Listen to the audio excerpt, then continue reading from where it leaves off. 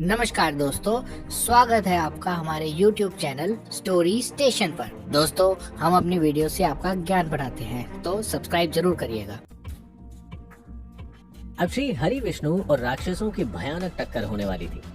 इसका नतीजा क्या निकला और रावण, जिसका अभी तक जन्म भी नहीं हुआ था, उसके जीवन पर इस लड़ाई का क्या असर पड़ने वाला था, ये एक दिलचस्प सवाल है जिसका जवाब आपको इस ओरिजिनल सीरीज को पूरा सुनने पर ही समझ में आएगा। तो चलिए कहानी को आगे बढ़ाते हैं। श्री हरि विष्णु राक्षसों के विरोध में देवताओं की मदद कर रहे हैं। ये बात राक्षसों के जासूसों को पता चल गई और जासूसों ने लंका जाकर जैसे ही तीनों राक्षसों को श्री हरि विष्णु की योजना बताई, राक्षसों ने युद्ध का ऐलान कर दिया। फिर कुछ ही समय में देवताओं और राक्षसों की सबसे बड़ी लड़ाई शुरू हो गई। गरुड़ पर सवार होकर खुद नारायण भगवान राक्षसों की ओर निकल पड़े और लंका पहुंचकर राक्षसों को मारना शुरू कर दिया। राक्षसों के सभी हथियार उड़ उड़ कर भगवान विष्णु के अंदर समाते जा रहे थे और विष्णु भगवान लगातार राक्षस वंश को उजाड़ते हुए आगे बढ़ रहे थे।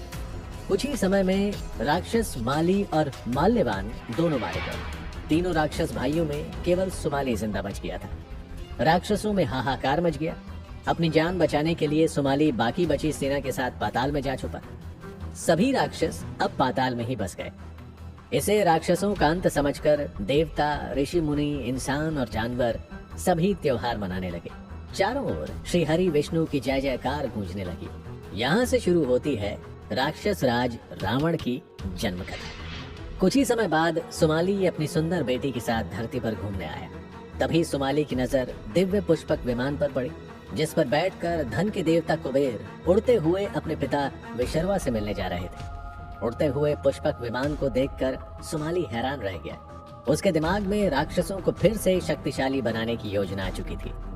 सुमाली तुरंत पाताल लौटा और अपनी बेटी कैकसी से कहा, बेटी, तुम्हारे विवाह का समय आ चुका है। एक पिता के मन पर बेटी के विवाह का बोझ हमेशा ही बना रहता है। अब तुम्हें ब्रह्मा जी के कुल में जन्मे पुलुत्स्य के पुत्र विशर्वा मुनि से खुद जाकर विवाह करना होगा। मैं तुम्हारे विवाह की बात लेकर उनके सामने गया तो उन्हें तुरंत मालूम हो जाएगा कि तुम राक्षस कुल की कन्या हो और वो तुमसे विवाह नहीं करेंगे।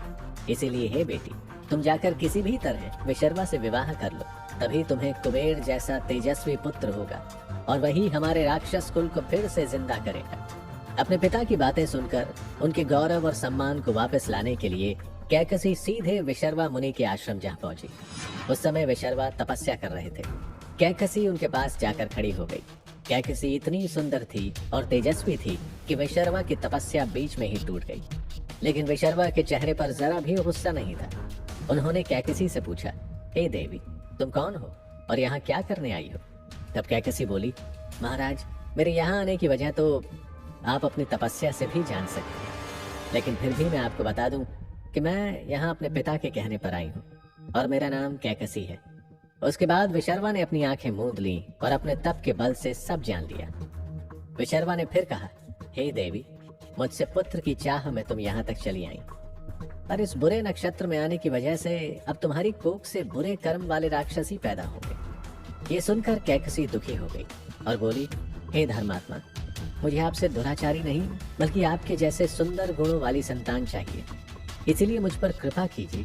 तब विशर्वा ने कैकसी से कहा, तुम्हारी अंतिम संतान बेटा होगा और वो मेरी ही तरह धर्मात्मा होगा। ये कहकर मुनि विशर्वा ने कैकसी को अपना लिया और कुछ ही समय बाद इनकी पहली संतान यानी दशानन रावण का जन्म हुआ। तो क्या रावण राक्षस रूप में ही पैदा हुआ था? क्या ब्राह्मण वंश में जन्म लेने के बावजूद रावण पर अपने ननिहाल का असर ज्यादा था?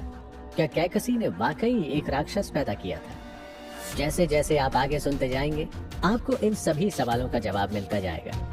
तो सुनते रहिए स्टोरी स्टेशन पर। अगला एपिसोड सुनने के लिए चैनल को करें सब्सक्राइब, लाइक, शेयर और कमेंट करके जरूर बताएं आपको ये सीरीज कैसी। धन्यवाद दोस्तों।